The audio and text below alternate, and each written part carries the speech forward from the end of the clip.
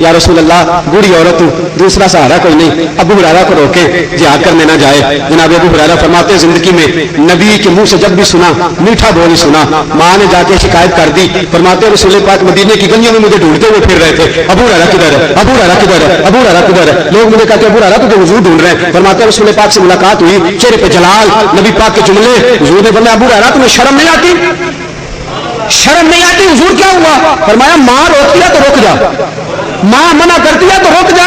فرمایا جہاں تک جہاد کی بات ہے میں نبی وعدہ کرتا ہوں تو گھر بیٹھ کے ماں کی خدمت کر, میں تجھے جہاد کا ثواب لے کے دوں گا, میں تجھے جہاد کا ثواب لے کے دوں گا. نبی کریم رسول پاک صلی اللہ علیہ وسلم نے ماں اور باپ کی خدمت, ماں اور باپ کی عظمت دیکھنا یارو. حضور نے فرمایا سخت اللہ فی سخت الوالد, رضا اللہ فی رضا الوالد. جس کا باپ راضی اس کا رب راضی, جس کا باپ ناراض اس کا. اچھا جی, کوئی مفسر کوئی حدیث کا شارح مجھے بتائے کہ نبی پاک نے فرمایا ہو کہ باپ ولی اللہ ہو تو پھر ہی اس کی رضا میں اللہ کی رضا ہے, باپ نمازی ہو تو اس کی خدمت کرو تو اللہ راضی ہوتا ہے, باپ جو ہے وہ حاجی ہو تو اس کی خدمت کرو. تو فرمایا باپ کے لیے دوسرا کوئی معنی نہیں, بس باپ ہونا چاہیے, باپ ہونا چاہیے. تیرا باپ کوئی بھی ہے تیرے لیے باعزت مستامی ہے, تیرا باپ کوئی بھی ہے تیرے لیے غوث پاک جیلانی ہے, تیرا باپ کوئی بھی ہے تیرے لیے معین الدین اجمیری ہے, تیرا باپ کوئی بھی ہے وہ تیرے لیے علی حجویری ہے, تیری ماں کوئی بھی ہے, تیری ماں کوئی بھی ہے, تجھے ہی سمجھنا تیرے لیے رابعہ بصری ہے, تجھے ہی سمجھ تیرے لیے رابعہ بصری ہے. اس لیے کہ رابعہ بصری کا بیٹا بھی خدمت کرے گا تو اسی طرح کا اجر ملے گا, اور تو بھی ماں کی خدمت کرے گا تو اسی طرح کا اجر دیا جائے گا. تیری ماں گوئے کھاپ رہی ہو, اپنے بنا رہی ہو, اس کا آنچل میلا ہو تب بھی, اور آکسفورڈ یونیورسٹی سے ڈگری لے کے آئے تب بھی تیرے لیے ماں ہی ہے. ماں ہی ہوتی ہے, باپ ہی ہوتا ہے. باقی ساری اضافتیں باپ کی ہیں, سارے ترجمے باپ کے ہیں, ساری شرح باپ کی ہے. جو باپ بن جائے اس کی عزت مقدم ہو گئی, جو ماں بن جائے اس کی شان الگ ہو گئی. باقی سارے ترجمے باپ کے. میرے صاحبو امام الانبیاء صلی اللہ تعالی علیہ وسلم نے پتہ درس کا ارشاد فرمایا. صحابہ فرماتے ایک سادی سی بی بی, پرانے اس کے کپڑے, مسجد نبوی کا دروازہ گزری, سادی بی بی. ذرا ادھر دیکھنا, یاد رکھنا اس بات کو. سادی بی بی بہکی شریف کی روایت. فرماتے بی بی مسجد نبوی کا دروازہ گزری, رسول پاک خطبہ ارشاد فرما رہے تھے. اے نبی خطبہ ہو رہا ہے, قرآن کی بات ہو رہی ہے, حدیث کی بات ہو رہی ہے, دین کی بات ہو رہی ہے. فرماتے حضور اٹھے, تیزی کے ساتھ اٹھے, صحابہ ہٹ جاؤ. صحابہ ہٹے, حضور آگے گئے, جا کے سر جھکا کے اماں جی کو سلام کیا. فرماتے نبی پاک نے سلام کیا, بوڑھی اماں نے ہاتھ بڑھایا, مصطفیٰ کے کندھے پہ رکھا. یہ تو سارے نبیوں کے لیے رحمت ہے, ساری دنیا اس کے آگے جھکتی ہے. یہ کیا ماجرا ہے کہ نبی کی گردن تھوڑی جھکی ہوئی ہے, کس کے لیے؟ ایک سادی سی بی بی ہے, پرانے سے کپڑے ہیں اور کپڑوں پہ پابند ہیں, آئی ہے تو جاہو جلال نہیں, تو کر فر نہیں, تو ساتھی نہیں, تو سواری نہیں, آ کے حضور کے سامنے رسول پاک اٹھے ہیں, جا کے استقبال کیا ہے. فرماتے مسجد نبوی کے سین میں وہ بی بی آ گئی. واہ اے حلیمہ تیرے نصیبوں پہ قربان جاؤں, اے حلیمہ تیرے مقدروں پہ قربان جاؤں. میرے نبی کی مدثر والی چادر, مزمل والی چادر, قرآن کی آیتوں والی چادر, پاک چادر نبی نے مسجد نبوی کے کچے فرش پر بچھا دی. کہا جی بیٹھ جاؤ اور میں آپ کو حدیث سے لفظ دکھاؤں گا. علامہ زرقانی فرماتے ہیں بوڑھی اماں مصطفیٰ کے پاس بیٹھی, اور جب پوچھا نا محمد کیا حال ہے تو مصطفیٰ کی آنکھوں میں آنسو آ گئے. حضور نے رو کے کہا اماں جی ٹھیک ہوں, تو اس نے میرے نبی کو جنم نہیں دیا, اس نے صرف دودھ پلایا ہے. یہ دیہاتی عورت ہے, حال پوچھ لیا کہتی بیٹا کیا حال ہے.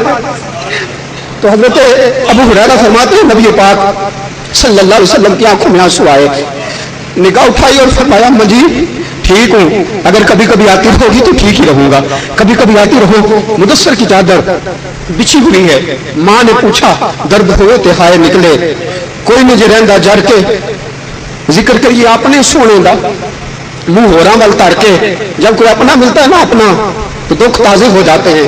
سیدہ حلیمہ ملی, حضور بات تو کوئی بھی نہیں ہوئی, ایک حال پوچھا ہے نا بوڑھی اماں نے, بیٹا حال کیا ہے. نبی کی داڑھی آنسو سے بھر گئی. اماں جی میں ٹھیک ہوں.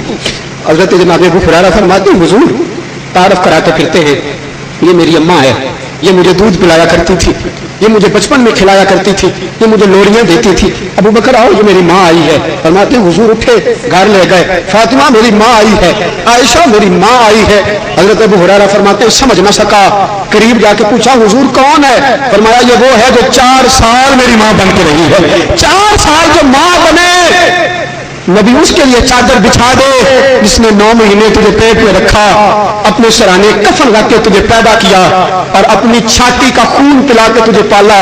تجھے اس ماں پہ پیار نہ آئے؟ میرے صاحبو, رسول پاک صاحب اللہ صلی اللہ علیہ وسلم کی ایک اور ماں تھی جنہوں نے دودھ پلایا تھا, ایمن نام تھا. حضور ہر ہفتے اپنے دامن میں, وہ نبی جس کے گھر میں خود مہینے مہینے چولہا نہیں جلتا, وہ حبیب اپنے دامن میں کچھ اشرفیاں, کچھ دینار ڈال کے, کبھی سرکہ ڈال کے, کبھی کھجوریں ڈال کے ایمن کے دروازے پہ جاتے تھے, دروازے پہ دستک دیتے تھے. حضرت ایمن اندر سے پکار کے کہتی بیٹا محمد دروازہ کھلا ہے, آ جاؤ. حضور جاتے, میٹھی میٹھی باتیں کرتے, ماں کا دل بہلاتے.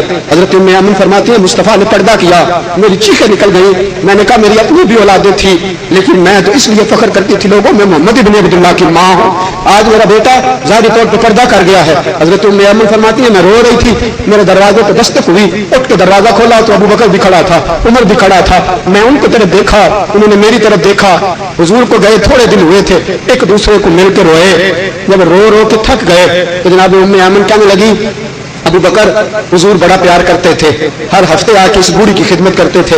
جناب ابو بکر نے فرمایا اماں جی جب تک تو زندہ رہوں گا مصطفیٰ کی سنت ادا کرتا ہی رہوں گا, فکر نہ کرنا میں آتا رہوں گا, فکر نہ کرنا میں پہنچتا رہوں گا. میرے صاحبوں, میرے مصطفیٰ کریم, میرے امام الانبیاء سید المرسلین صلی اللہ تعالیٰ علیہ وسلم نے بڑا درجہ دیا اس ماں کو, بڑا مرتبہ بیان فرمایا اس ماں کا. میرے حبیب پاک صلی اللہ علیہ وسلم کی خدمت میں آ کے عرض کیا گیا سونیا آپ کا ایک صحابی ہے, نمازیں پڑھنے والا, روزے رکھنے والا, زکاتیں دینے والا, مرنے لگا ہے تو اس کی زبان پہ کلمہ جاری نہیں ہوتا. سید عالم نور مجسم صلی اللہ علیہ وسلم حضور ساتھ چلیے, بیوی بلانے آئی ہے. حضور نے فرمایا بلال کو لے جاؤ, سلمان کو لے جاؤ, فلاں کو لے جاؤ, میں کوئی نہیں جاؤں گا. گئے, پتہ کر کے آؤ. حضرت بلال آئے, عرض کی حضور میں نے پتہ کیا ہے, میں نے پتہ کیا ہے, نمازیں بھی پڑھتا ہے, روزے بھی رکھتا ہے, صدقہ بھی کرتا ہے, لیکن ساتھ والے محلے میں ماں رہتی ہے, حضور اس کا نافرمان ہے. حضور نے فرمایا اسے کہنا میں نہیں آؤں گا, اس کی بیوی سے کہنا میں نہیں آؤں گا. ماں باپ کا نافرمان نبی کو بھی بلایا تو نبی نہیں آیا کرتا, میں نہیں آؤں گا, جا کے پیغام دے دو.